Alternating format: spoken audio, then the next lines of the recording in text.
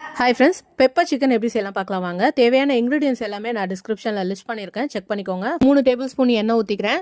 3 லவங்கம் 2 பட்டை ஆட் பண்ணிவிட்டு அது நல்லா பொரிஞ்சதுக்கப்புறம் நான் மீடியம் சைஸ் ஆனியன் வந்து 3 பொடிசாக கட் பண்ணி வச்சுருக்கேன். அதையும் நான் இதில் ஆட் பண்ணி நல்லா வதக்கிக்கிறேன்.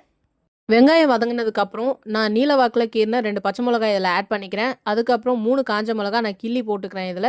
ஏன்னா காஞ்ச மிளகாயோடைய ஃப்ளேக்ஸ் வந்து பார்த்திங்கன்னா உங்களுக்கு ஃப்ளேவர்ஃபுல்லாக இருக்கும், அந்த எசன்ஸ்லாம் இறங்குச்சுன்னா. ஸோ அதனால் நான் காஞ்ச மிளகாய் கிள்ளி போட்டுக்கிறேன். இது எல்லாத்தையும் சேர்த்து நம்ம நல்லா வதக்கிக்கணும். இது எல்லாமே சேர்த்து நல்லா வதங்கினதுக்கப்புறம் 1/4 ஸ்பூன் மஞ்சத்தூள் இதில் ஆட் பண்ணுறோம். மஞ்சத்தூள் ஆட் பண்ணிவிட்டு தேவையான அளவு உப்பு எவ்வளவோ அதை நம்ம ஆட் பண்ணிக்கிறோம். ஸ்பூனில் வந்து பார்த்திங்கன்னா உங்களுக்கு 1/2 ஸ்பூன் வந்துட்டு நான் உப்பு ஆட் பண்ணுறேன். அதுக்கப்புறம் 1 ஸ்பூன் ஜிஞ்சர் கார்லிக் பேஸ்ட் வந்து நான் ஆட் பண்ணிக்கிறேன். இது எல்லாத்தையும் சேர்த்து பச்சை வாசனை போகிற வரைக்கும் நல்லா வதக்கிக்கணும்.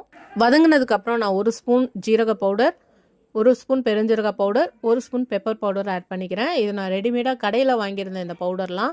இன்கேஸ் நீங்கள் இந்த பவுடர் வீட்டிலே ரெடி பண்ண போகிறீங்கன்னா ஈக்குவல் குவான்டிட்டி எடுத்துக்கோங்க. 1 ஸ்பூன் பெப்பர், 1 ஸ்பூன் ஜீரகம், 1 ஸ்பூன் பெருஞ்சீரகம், இது மூணுத்தையும் ட்ரை ரோஸ்ட் பண்ணி நீங்கள் அரைச்சி எடுத்து இதில் சேர்த்துக்கலாம். நான் இன்றைக்கி 1/2 kg சிக்கன் எடுத்து க்ளீன் பண்ணி வச்சுருக்கேன். நான் லெக் அண்ட் விங்ஸ் பார்த்து தான் வாங்கியிருக்கேன், ஏன்னா சிக்கன் ரொம்ப சாஃப்டாக இருக்கும் அந்த பார்ட்ஸு. ஸோ நம்ம சிக்கன் ஆட் பண்ணதுக்கப்புறம் அந்த மசாலா ஃபுல்லாக கூட் ஆகிற அளவுக்கு நம்ம நல்லா வந்து கிளறி விட்டுக்கணும். ஒரு 5 மினிட்ஸ் வரைக்கும் நீங்கள் நல்லா கிளறினதுக்கப்புறம் சிக்கன் வெந்துருச்சான்னு பார்த்துட்டு நீங்கள் கருவேப்பிலை தூவி இறக்கிக்கலாம். ட்ரை பண்ணி பார்த்துட்டு கமெண்ட் பண்ணுங்கள். தேங்க்ஸ் ஃபார் வாட்சிங்.